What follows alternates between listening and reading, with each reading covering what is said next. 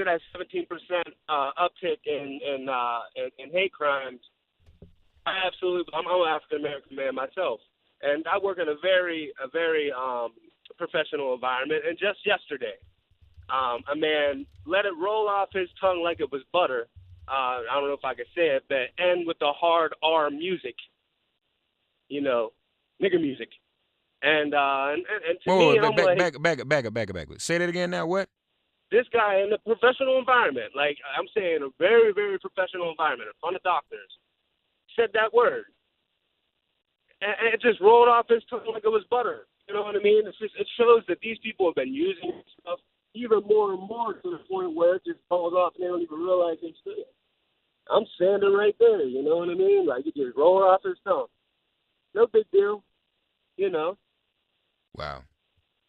Yeah, wow. I mean, wow. It's, that's the world we're living in now. They think they can say and do whatever they want. Say whatever they want to do. Yeah. Yeah. So listen, man, we may have to address that. So stay tuned. All right. Yeah, man. All right. Thank you. Joining us now. What happened with the youth vote? Did youth turn out as we needed them to, as we expected them to?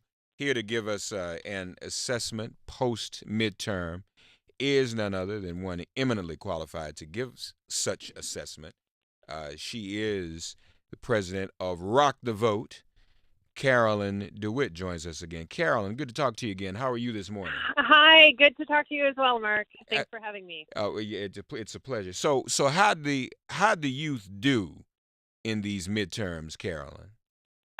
We are really hopeful and excited because the youth actually increased their turnout by about 50% from 2014. So that's a huge jump and means really good things for the future.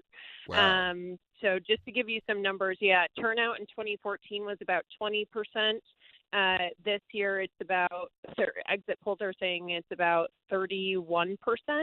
And to give you some context, that exit polling is usually conservative about 1 to 2 points, and the next highest year for youth turnout was 1982, and that's 31.7%. So we could be looking at the largest youth turnout in a midterm since 18-year-olds got the right to vote. Wow. So Yeah. so the number in terms of turnout this go round was 30%. 31% is what we're estimating for youth turnout. Now, the final tallies and exact numbers won't come out for a few months, but that's what the exit polls are saying right now. Yeah.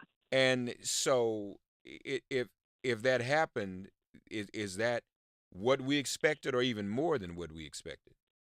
Well, I think all of us were kind of not sure exactly what to expect. We saw really strong signals throughout the year from increased increased turnout among youth in the primaries. Uh-huh. And then in our own programming, I know we saw numbers skyrocket. So I can't remember if last time I was on the show, we talked about our engagement rates. So people who basically click on the resources that we send them either through SMS, texting, or through email. And those rates were up. For SMS, it was nearly 4,000%, and email was up 700%. And then just to give you some sort of another place for context, we basically have an election center on our website that is kind of the one-stop shop to get everything you need to be able to vote. So what's on your ballot, where your polling place is, and for young people, that's really important because they don't necessarily always know the steps that they need and the information that they need. Our traffic on Election Day and leading up to Election Day, traffic on Election Day was the highest that Rock the Vote has ever seen in our history, including presidential elections. Yeah. So we're seeing a lot of energy and interest in participation among youth right now. Good. And to what would you, Carolyn, attribute this greater engagement amongst young people? Basic survival? Them getting it, that everything's on the line? Yeah, I mean, quite frankly, no.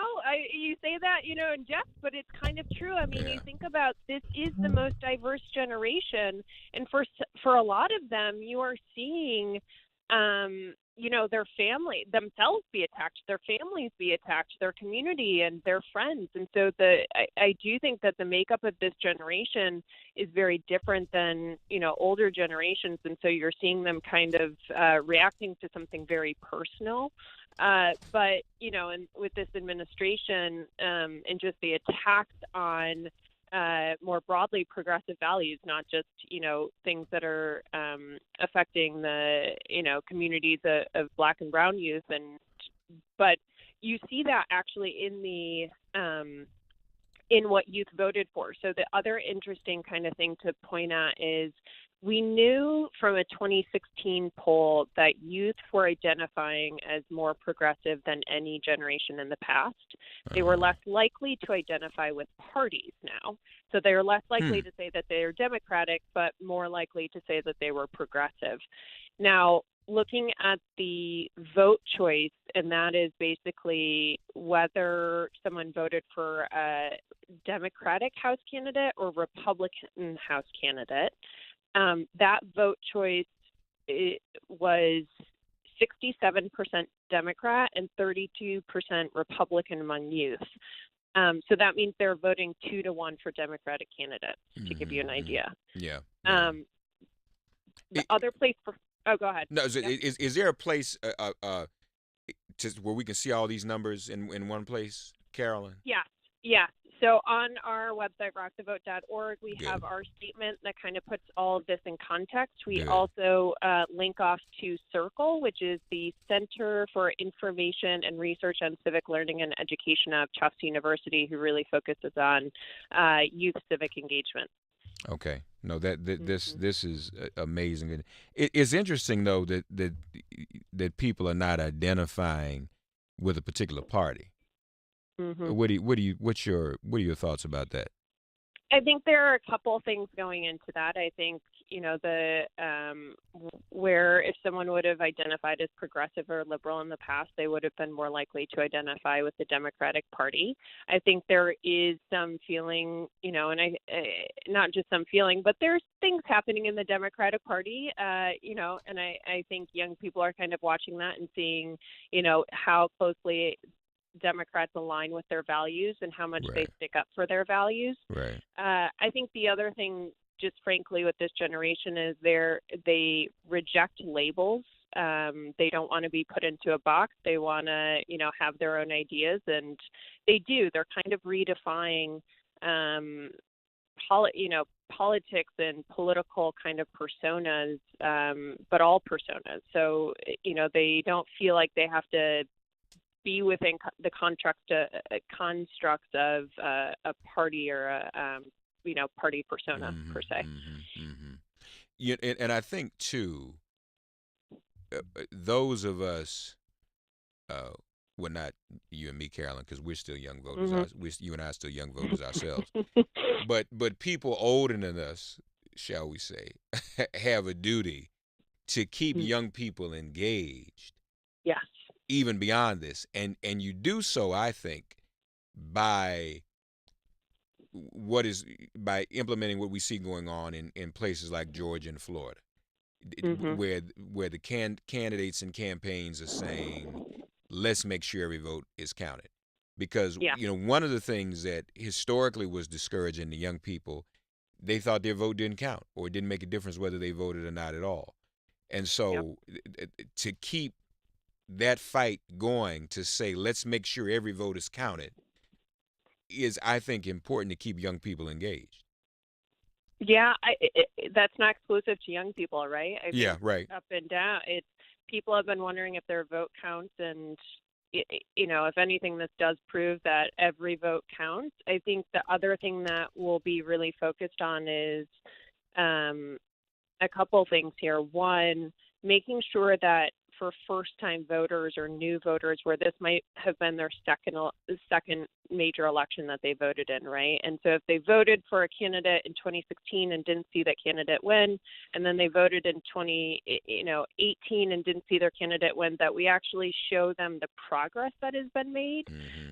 Because I do think the narrative here, even if candidates didn't win, is young people put these races that were seemingly impossible into the possible and within reach, right? In places like Georgia and Texas. And that's huge because as this generation continues to grow and turn out at higher rates, then that's going to create a new norm for those areas, certainly. And you know, in between elections, I mean, the other thing is we need to do is about 9 million people turned 18 between federal elections. And so making sure that we're reaching them when they turn 18 rather than in the months leading up, you know, the few months leading up to the election, that's really important as well. Yeah, you're right. But I'm glad you pointed that out in terms of the impact of that youth vote when it comes to the overall electorate and the impact it had on the success of some of these Democratic candidates.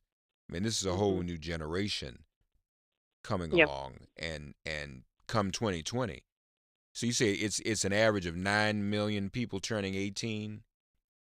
Yeah, it breaks down to about 12,000 people turn 18 and become eligible voters every day. So that's about 8.7 million between federal eletion years. Yeah. Between like 2 years, it's 8.7 million. So it'll be another 8.7 million in another 2 years. On top of this 8.7 million we just saw in 2018. So that's almost 20 million more voters who are young, right? Yeah, and there are people who are, you know, sitting out and who are registered voters within the youth, well, across the board, right? We have registered voters who aren't participating, and for various reasons they don't participate. So hopefully as they see, you know, things are that your vote does matter, that they will actually turn out, because I do think that there is, you know, for some people, the 2016 election definitely galvanized them to respond. But for others who were very disillusioned and the system has never worked for them, largely Black and brown youth, you know, it was just reinforcement that the system doesn't work. And why would I participate? And so hopefully this is giving some hope and proving that every vote does matter and that there are allies within the youth generation, and hopefully that can help to bring some folks over to be more engaged and participate. And that's exactly what's necessary. So Rock the Vote did its job, ladies and gentlemen. So how do you improve upon this in anticipation of 2020, Carolyn? What are Rock the Vote's plans? So I think there are a few things. I think we clearly have a lot of work to do in voting rights in our electoral system, and that's something Rock the Vote actually has a long history of focusing on. So we're very excited to see ballot measures pass in places like Florida, right, where the voting rights restoration. So we have to make sure that you know, those 1.4 million actually are registered to vote and then educated and know how to get engaged and participate. We have states now that have automatic voter registration and same-day registration. But we also have a couple states now that have passed voter ID laws. So some of our work is going to be very much in the voting rights space and electoral policy. But then also we approach voting very much as voting is one tool, right? It is the most powerful tool. It is very important, but we actually have to make sure that we're keeping our elected leaders accountable. So making sure that they uphold the values that the reasons why we voted them in. And so that's going to be an important point of what we focus on. And then working to engage those, you know, not just those who turned out and voted or those who didn't, but also making sure that we're reaching those 9 million in between the years. Carolyn DeWitt, folks, is the president of Rock the Vote. Check them out at rockthevote.org and encourage the young people in your life to get involved with Rock the Vote. They've been doing great work for a number of years. And, you know, we need these young people make all the difference. They tend to also, as we know, be more progressive in terms of their ideas and ideals. Some folk who are stuck in the old ways of life and don't want to progress in their thinking when it comes to issues like climate change and voting rights and equal pay for women, just to name a few. There are many, many more things. But this younger generation gets it. And so we need to engage them and encourage them. And all of us should be encouraging the young people in our lives to vote. When I was coming along, voting was as important as getting your driver's license. Carolyn, that was that sacred and that big of a deal. That was a sign of maturity, So, I think we ought to figure out ways, and hopefully these are signs that it's getting back to that, but we ought to figure out ways that young people view it in the same regard in this generation, don't you think? Yeah, absolutely. I think we saw a little bit of that this election, where it was almost more awkward to say there was a slight social pressure, right? And it was more awkward to say you weren't going to vote than you were, and that hasn't been true in the past. Right. So I agree. I think it's a sign of maturity and taking yourself seriously and taking kind of that you are a part of the country, but also making your voice heard, right? And having an opinion. Opinions, young people. Vote.org. Carolyn, keep up the great work, and let's stay in close touch. And any way we can help mobilize using these airwaves, we're happy to use these airwaves to do so. Okay. Thank you very much. Appreciate it. All right. Keep up the great work. Take care, Carolyn. Carolyn is president of rockthevote.org. Ladies and gentlemen, do check them out. I want to go back, if we could, to my snap poll that we had. Should we boycott states where governors are racist and practice voter suppression? Florida, Georgia, and Mississippi. 866-99-SERIOUS. Stop spending our money down there. That means not taking our children down to Disney. What's in Florida? Disney World or Disneyland? Disney World. Stop running down there and giving Disney World our money. The people you meet outdoors come in all shapes and sizes. You got hikers and bikers, thrill seekers and tailgaters, pop-up campers and Class A glampers. But no matter what draws you outside, we've all got something in common, a love for the great outdoors and a love for great TV. At Dish, we hear you. That's why our portable satellite antennas go wherever you go. Catch up on live news, sports, and locals, all in HD, anywhere in the continental United States. Plus, only Dish has pay-as-you-go programming with no contracts or credit checks required. Just activate your TV before you hit the road, then pause it when you're done. The Dish Tailgater and Dish Playmaker are fully automated and work without Wi-Fi. They're so lightweight and compact, you can take them anywhere. So call 1-833-TV for RV or visit dishoutdoors.com today. That's 1-833-TV for RV for TV. As flexible as your travel plans. Dish, tuned in to you. Restrictions apply. Call or go online for details. Snap poll. Boycott states with governors that are racist and that practice voter suppression. Should we? Shouldn't we? What say you? Snap poll. 866-99-SERIOUS. Bruce in Jersey. What say you, Bruce? God bless you. Good morning. What do you think? I totally agree. Since money seems to be the only thing that these people understand. That's the language that they speak. That's the language that they speak, including the idiot in the White House. I mean, I think that the only way we can make these people understand is that, look, we are not going to tolerate this, and if we can't get you out of office, we're going to hurt you financially. Let the people of the state make their own decision at that point. We're going to make you understand. That's right. That's right. And one other quick thing. Isn't Sure. it ironic that Melania Trump, the gold digger, demands loyalty for her husband, but the husband doesn't have any loyalty for anybody else, including her? Isn't that something? Isn't that the beautiful truth?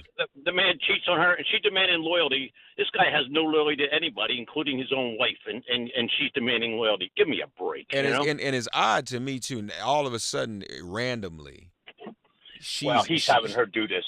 You think that's what it is? I think he has had so many people he's fired that he has to now lay it out to somebody else.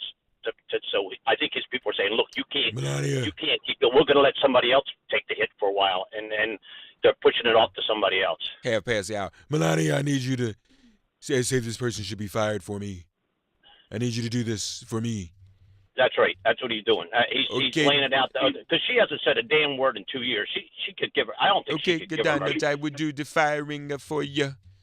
Yeah. Be best. Right. Can I get a new coat if I do that for you, honey? Will you give me something new? Will you buy me a new present? A new coat with an offensive message written across the back.